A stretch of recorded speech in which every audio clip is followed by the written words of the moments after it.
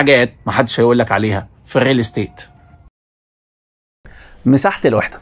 وانت بتشتري عقار سواء فيلا، شقة، مكتب، لازم تعرف ان المساحة اللي بتتقالك في التليفون او بتقراها في الاعلان هي مساحة بيعية او جراس، يعني مش دي كل المساحة اللي فعليا بتستلمها، ولكن في نسبة تهدير بتختلف من مشروع للتاني ومن مطور للتاني. السيلز هيقولك ان المساحة النت اريا او المساحة الصافية هي كذا، والباقي هيضيع في التهدير، وهي خدمات زي الاسانسير والسلم والمناور والمنافع وحاجات تانية كتير. بس استنى، مش دي برضو المساحة اللي انت هتستلم عليها. في مفهوم تالت مش كل الناس تعرفه عن الوحدة، وهي الكاربت اريا، وهي مساحة الوحدة بعد ما نخرج منها الهادر اللي احنا قلنا عليه زائد مساحة الحوائط والوزر والعواميد، ودي المساحة اللي فعليا تقدر تستخدمها وتفرشها وتصمم الديكور عليها. فما تخليش حد يضحك عليك ويبيع لك وحده مساحتها 200 متر على ان الصافي بتاعها مثلا 170، وتبتدي تعمل حسابك في التشطيب والفرش على المساحه دي، لان في كاربت اريا او زي ما بنقول بالبلدي كده صافي الصافي، وده اللي هتحسب عليه التشطيب والفرش.